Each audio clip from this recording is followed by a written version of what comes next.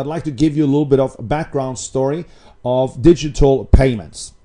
First of all, if we talk about digital payments and cryptocurrency, a lot of people will ask, what is it? Well, in short, it is actually digital money that can be transferred virtually at no cost to anyone, or at very little cost, and it can be transferred anywhere in milliseconds. Put another way, cryptocurrency is electricity converted into lines of code with a monetary value. In the simplest of forms, cryptocurrency is what is today referred to as digital currency. And if we go a little bit back in history, in early 2009, to be more specific, in January 29, the first cryptocurrency came actually about. And today it has gone, it's gone crazy out in the market because so many people see where digital money is actually going. So in 2009, digital currency had a new name, and it was named a cryptocurrency. The first one that actually came out was something that was called a Bitcoin.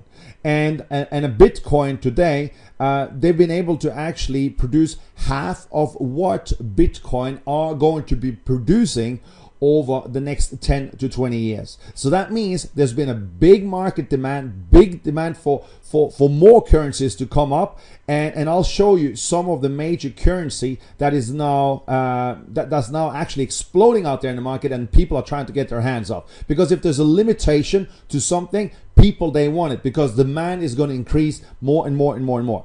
Now look, just to let you understand what cryptocurrency is, as I already mentioned on the last slide, or on the previous slide, it is a means of being able to pay for products and services. It can be transferred in milliseconds.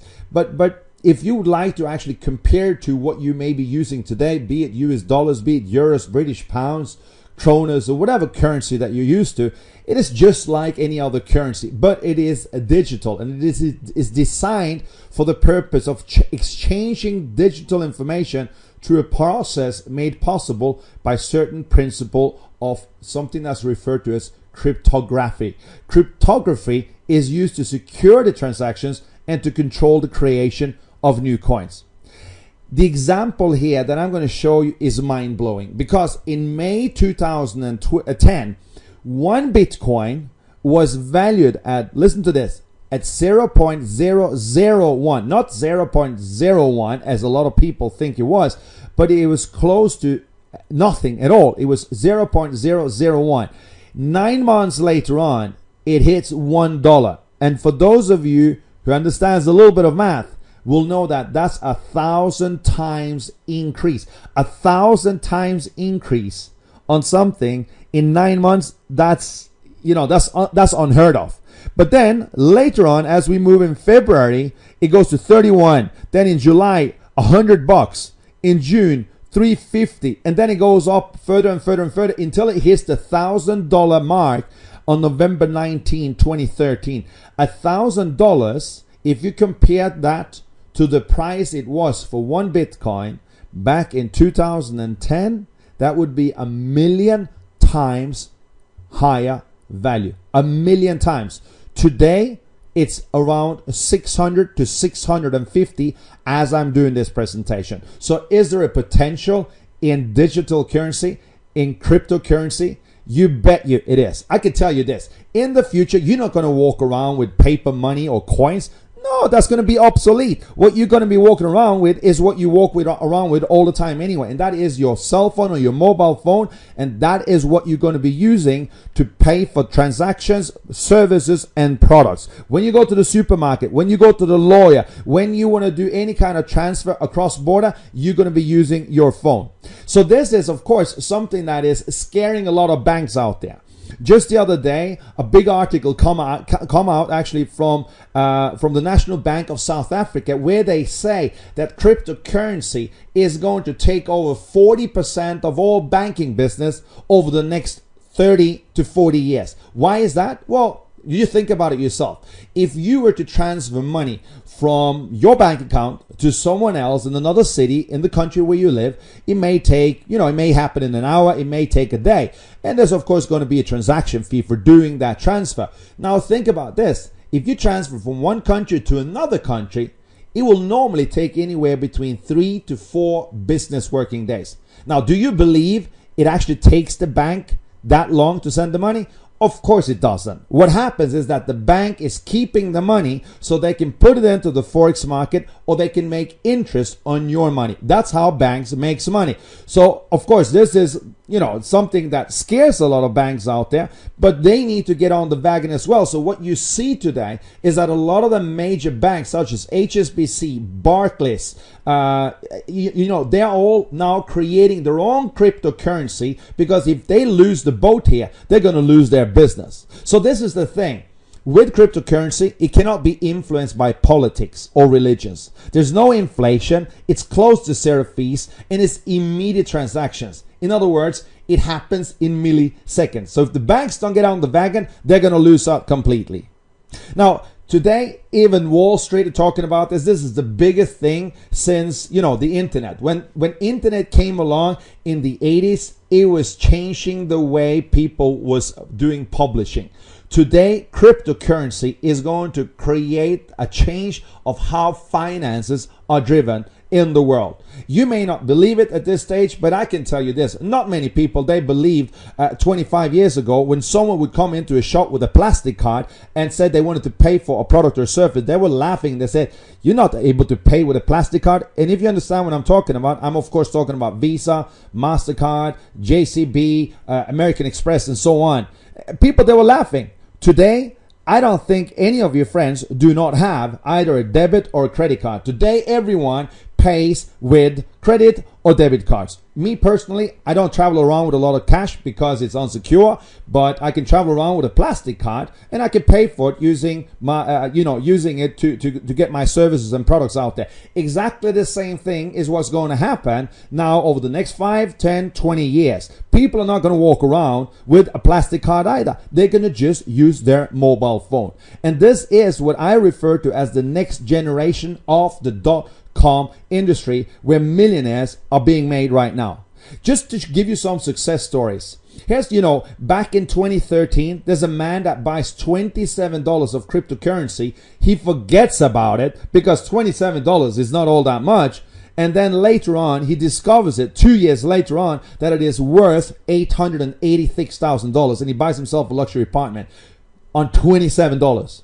There's another guy here, that was on Bloomberg News, where he purchased his first batch of coins, cryptocurrency, at 20 cents a piece. And he traded them for approximately $258 a piece. He bought it at 20 cents, trades it at $258, and he earns a profit of almost $1.3 million US. What's going to happen is this. Bitcoin was the first one out there, but as there's so much demand out there for cryptocurrency, of course, value increases. And as I said here, up until now, Bitcoin has been able to produce half of what they will be able to produce. And that's it. They cannot produce more than 21 million coins. So far, they've produced 10.5 million coins. So what happens is in 2011, a lot of other companies look into this and they say, hey, guys, we got to get on the wagon here. So now today, you see here on the computer screen, it may not be that clear, but here you see 10 of the most popular cryptocurrencies that's available on the market today. It works like the forex market. You can go in, you can buy, you can sell. But what are people doing today? They're buying up. There's so much demand for cryptocurrency because there's limitations to how much can be produced by each different companies. So that's why demand is increasing. So today, there's about 500 different cryptocurrencies out on the market, and more are going to show up in the next few years. So let me explain to you how you produce a cryptocurrency or a coin. It's not something that you would hold in your hand because it's all digitalized.